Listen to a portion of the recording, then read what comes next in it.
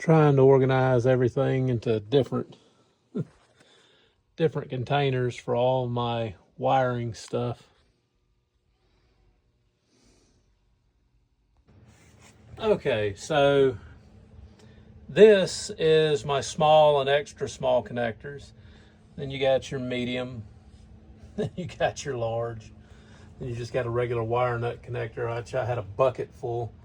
Specialty connectors, some step downs, and thermal paste, grounding strap, step down connectors, which I had to specially order a lot of this stuff because I just didn't like what I was paying local for some of the stuff. And then I have this, which these I'm going to use for the terminals on my race car. It's the same thing that was on my truck. They're a little thicker, and they've got the flat sides on each side. And since they're a little thicker, you can take them on and off if you're doing maintenance or anything.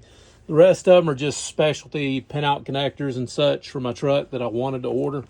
That I spent a couple $100 ordering all these because nobody local carries them. And then I've got one box of the very large fuses. Then I got my second box for the most common fuses, which this doesn't even include what I normally carry for my truck if there's ever an issue.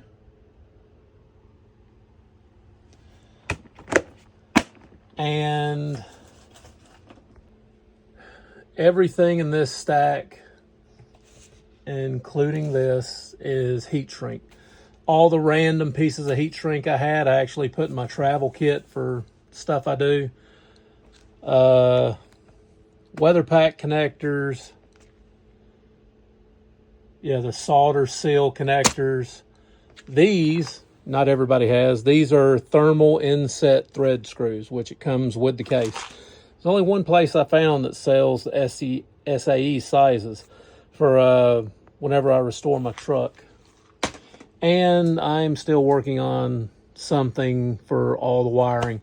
I'd love to have everything on spools and have it here on the wall, but I'm probably going to go with a bucket to begin with and just a container that sits here on the shelf. This will be moved, and I'll put a container here that just has wire sizes in with them all labeled, and something else not everywhere carries. The 90-degree post for whenever you're doing your starters. If you haven't noticed, most of the stuff connector-wise, I like tinned connectors. To me, they tend not to get corrosion quite as fast. And a cable wire stripper.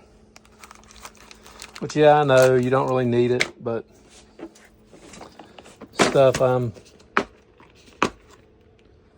stocked up on for redoing the wiring for the race car. Get a heat shrink and crimp every fitting, and I'm going to take everything that's on the race car and heat shrink it, label it, and put it as a backup wiring system in a box for the entire car, pre-labeled. That way everything on it's new.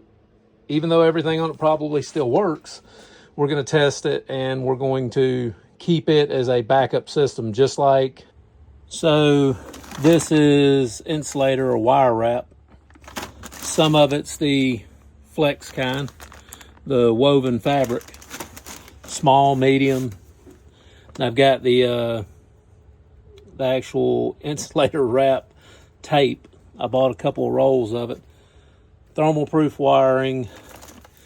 I've got so many rolls of this. This is the extra. I probably got 9 rolls out right now around the shop. These are all different oversized heat shrinks, which it was cheap. These come from Harbor Freight. Battery terminal connector covers, so no shorting. I got a few different types of terminal block kits. This is kind of cool. If any of y'all have ever seen these, I'm going to show you. So I've got 2 different types in here. These are magnetic.